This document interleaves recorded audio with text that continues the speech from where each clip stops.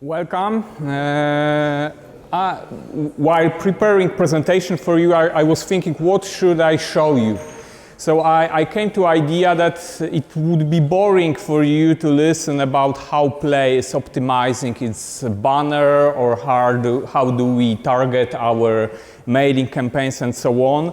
We are a large corporation, and it has not to do a lot with your startup businesses. But what I found most valuable in my 12 years of career is building high-performing teams. So, short introduction about myself. As I said, for last 12 years I was leading teams, mostly on corporate side. As my LinkedIn connections say, I'm very good at strategy and digital marketing. Key projects I launched to the Polish market, it was mBank. I was part of the team which created mBank. Then I participated in a launch of Eurobank in Poland. I was leader of digital shift of TUI, German tour operator on Polish market. And for last years I lead digital marketing at Play.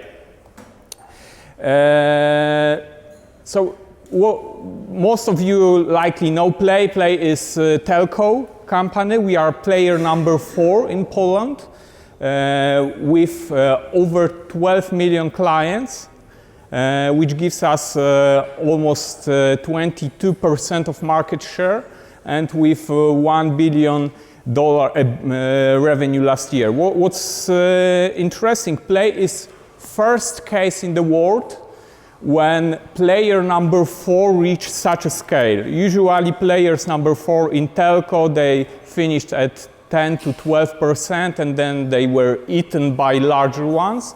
And we are heading to be number 1. As I said, I worked mostly on corporate side, but I also had some entrepreneurial experience. I set up some creative agencies in Poland. I led media agency, OMD. I was in the board, so I also had entrepreneurial experience. And I graduated from University of Chicago Booth School of Business, which is one of top 10 US business schools. So I would like to share with you lessons I've learned in last 12 years during managing high-performing teams, marketing teams, digital teams. I was very successful at the beginning as a manager. After 2 years of my career, I became account director at OMD, large media agency, and after being manager for the first year, I was top ranked in the company. But unfortunately, a year later, I almost failed. And the first lesson is, it's good sometimes to fail, because you can learn and do it much better later. So, how to create high-performing digital marketing teams? First, I will tell you about recruitment, how to select people for your teams. It can be marketing team, digital marketing team, but it can be also selecting partners for your company, for your business. Then I will tell you about the pillars of the team. How do I perceive it? What's important for me while creating team? Then we will move on to motivation and change, because teams, once you create team, you also have to grow it and to keep momentum. And then I will tell you about my current team, how it is organized at Play, and how do I employ those concepts.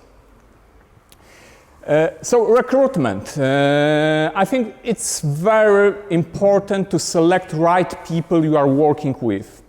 Professor Scott Meadow, the guy who taught me entrepreneurial finance, he started his lecture with saying to us, to students, guys, focus on qualitative aspects, don't focus on Excel. Why?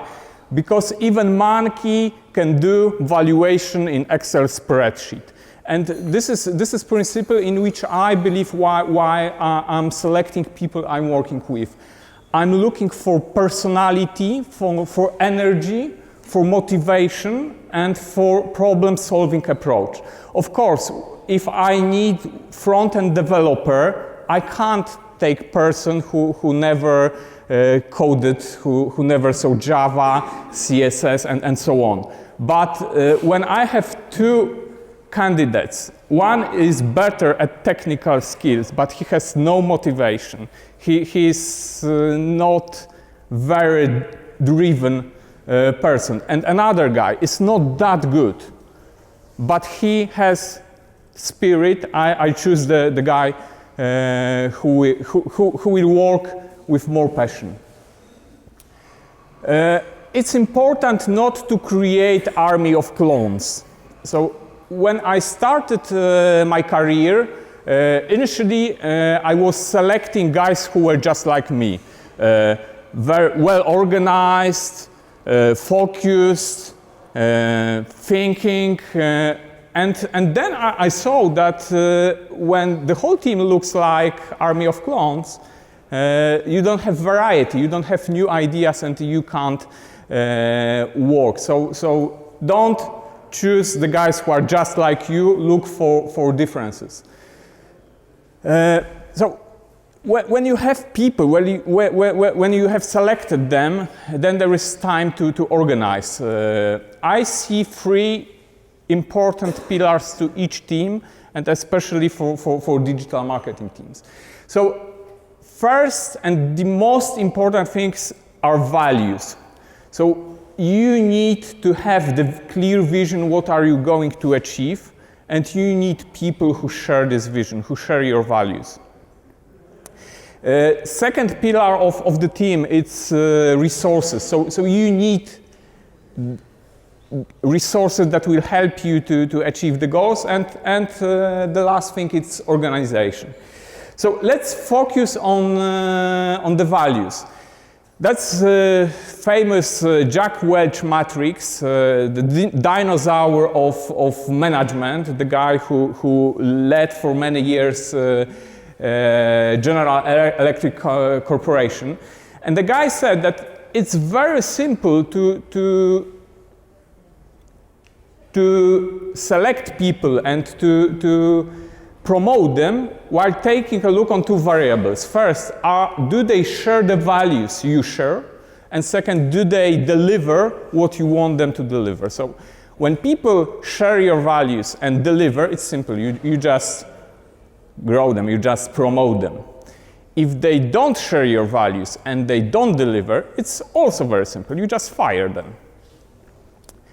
When they share your values, but they don't deliver, it's not a big problem, because even monkey can learn how to evaluate company in Excel sheet. So everyone can learn. You can secure some, you can send the person to trainings, you can educate him, and he will deliver. But in many cases, managers make large mistake because they have people who deliver but don't share the values. And this is a problem, because we say, okay, maybe he's not our type of guy, maybe he has other priorities, but he delivers. My personal opinion is that successful team should be created around the values and the vision. As far as structure is concerned, how do you organize your team? I think that it's important to have rather lean organization, simple structure.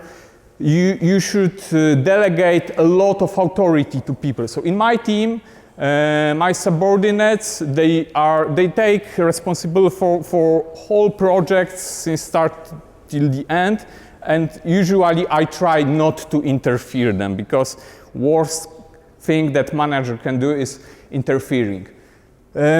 It's very important to adapt to growth of your team. So as I said, in the first year of my managerial career, I was very successful. I had motivated team, and year later, most of people just left the company. And what was the problem? The problem was that at the beginning, the team was very young. So those were people who liked to be taught by a manager, who liked when I supported them. But a year later, they were on completely different level, and they wanted to have more authority, to be independent from me. And I didn't saw the change. So it's important to adapt to growth of your team. And the last thing that many companies fail to do is sharing information. So we see a lot of large organizations, large teams, and people work on the same or very similar project at the same time, and they even don't know that they work on the same thing. So it's important to share the information within a team. Resources. I think that very often we know that resources are scarce. We would like to have larger team, more people, and so on. But in many cases, that's not the point. I usually try not to grow my teams too large because they can be inefficient when they are too large. So currently, Play is working on new e-commerce site. And we saw that there is no point in adding additional front-end developer to the project because he does not create any extra value. So it's better to think about finding bottlenecks and the things that really matter. Maybe information flow is failing, or maybe you need another set of people. It's not just the size of resources you have. So I encourage you to Google out the theory of constraint. This theory was developed in industrial organization, but it applies also for service organizations like Play and also for startups. So the key to build a successful team is to have enough resource with some slack capacity so that they can manage additional tasks, but not too large. You have to be like Delta Force. You have to be swift.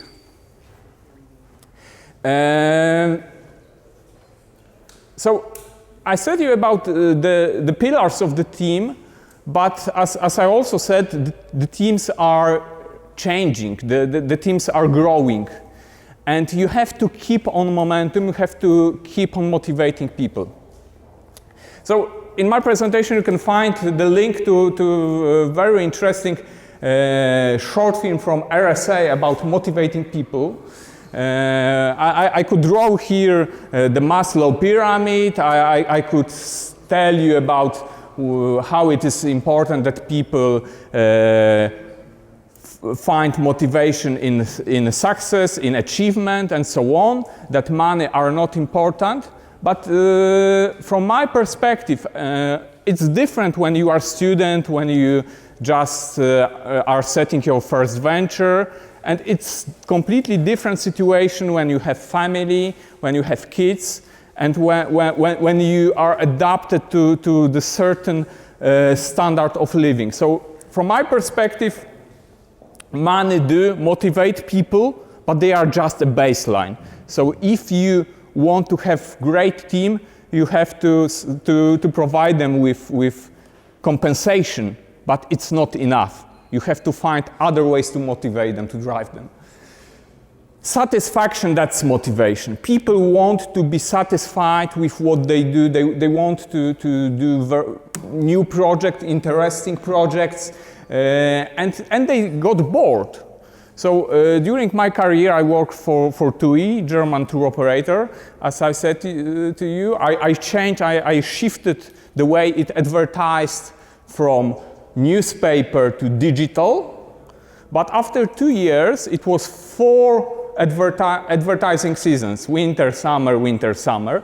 After 2 years, I was bored because for the next 5th season, it would be copy-paste. So while growing your team, you should provide them with new tasks, with new challenges, because That's what motivates people when they do new interesting things and when they achieve successes. It's also important to fail. As I said, in my organization, in Play, there is a culture for failure, as in Google, as in Facebook, because without failing you will never learn and people will never learn. And it's important to be prepared for change. So telco, Play. We are currently at the stage when we earn a lot of money on voice and messages. The market is shifting toward data, but likely in 5 years, telco market will look completely different. So this is the time when we are looking for new business models and we are looking for new people open to new things, not just voice by telco company.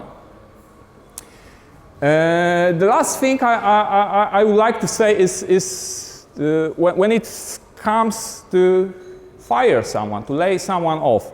So very often managers make, in my opinion, large mistake because they say, okay, maybe guy is not sharing our values, he says that he can't do it, but he delivers, at least.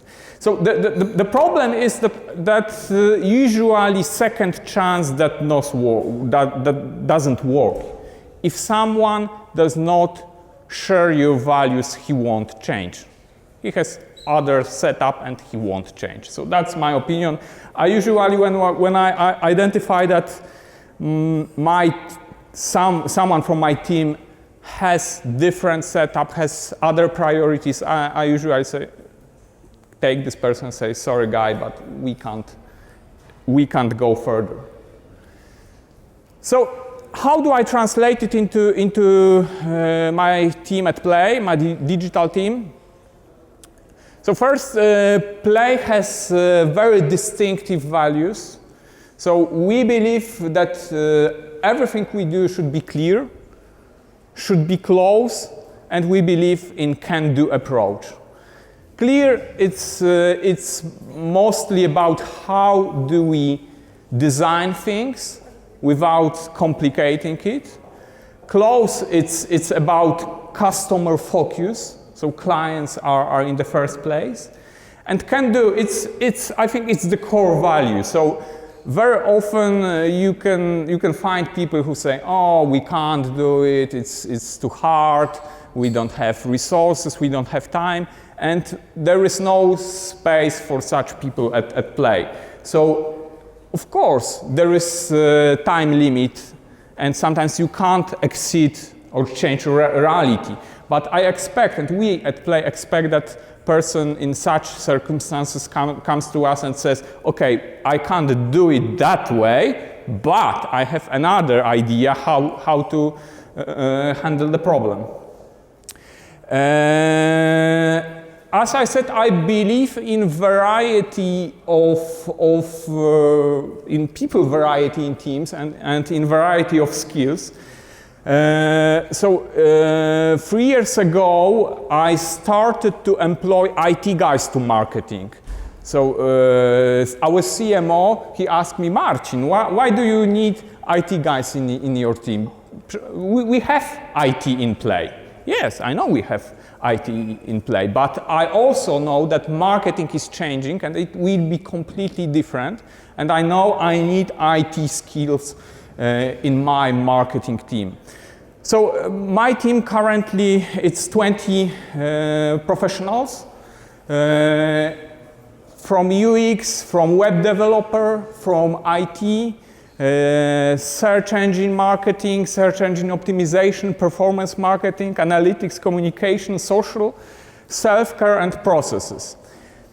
And because I believe that people like to change their roles, they like to learn new things, I don't organize my teams around the functions, but I organize my team as end-to-end processes. So despite the fact that there are guys who have search engine optimization marketing or marketing communication background and so on.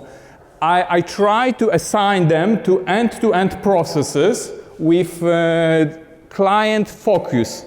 So we define that we at Play, we have three main customer needs that we serve in internet, in digital world. So there are people who just heard something about Play and then they want to learn more about Play. What is Play? Do we have spectrum? Do we have base stations and so on? Then there are people who are already they already decided or are nearly to decide that they want to purchase service from Play. And there are people who are already our clients who just want to check their invoice or make a complaint or something. So my team is organized around all these three types of clients and their needs. And we do it across channels and in all areas. We do everything from marketing campaigns, from social media, through the purchasing process on our web page and in our e-commerce, and also all post-sales processes, e-care, self-care, and so on. So that's all. If you have some questions.